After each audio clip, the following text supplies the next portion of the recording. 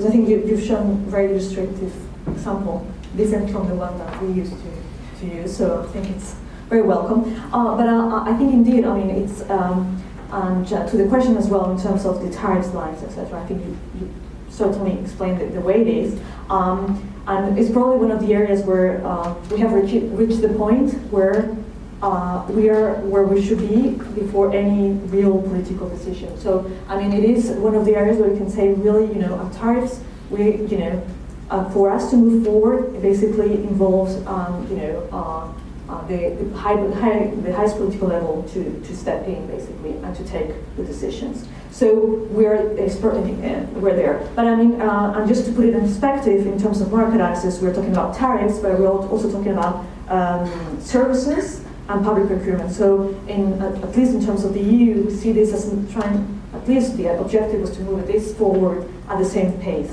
And so basically you're probably not going to expect any movements on the tariff side until we manage to bring the two other areas where at least where both sides feel that we are as well quite in a mature level of progress.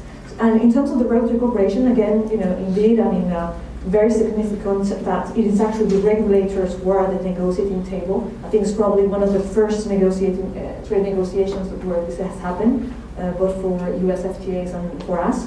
And it has indeed, I mean, I've been in those conversations, and people think, oh, you have done anything like in 15th or 14th rounds. I can tell you the 5-6 days of around 8 to 10 hours of discussions between regulators, looking at every single detail or every single regulation of, I don't know, how you produce a car in Europe or in the US.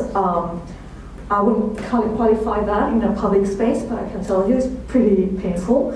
And I mean, not for the regulators, obviously, because they know their stuff and they think this is great. But I mean, so basically the trade negotiators were just sitting there and kind of helping the conversation to go. But why is so important? And without producing any negotiating documents, everybody just tends to calculate the advancement of a trade negotiation by the number of documents that you have or by the number of chapters that you have.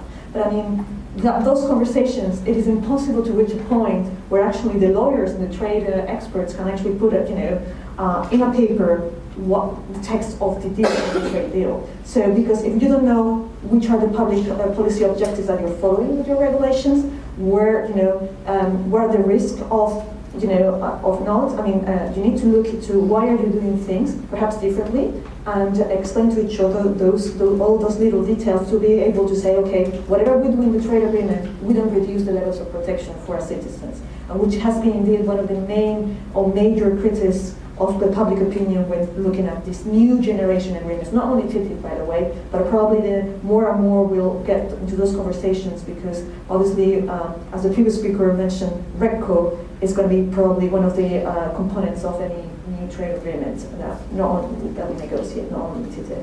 So, but I think already the exchange between the regulators who have met sometimes because of TTIP, who can now talk to each other regularly, it's already kind of producing, that effect, and I think it's already bringing benefits. You wouldn't see it because there's no trade agreement online, and it's about to be ratified. But I mean, in terms of the actual transatlantic cooperation, I mean, some of them were already talking to each other, like on the pharmaceutical side, but I mean, others were not talking to each other. So in itself, it has stepped up the cooperation between. Across the Atlantic. So I think that was the point I wanted to do.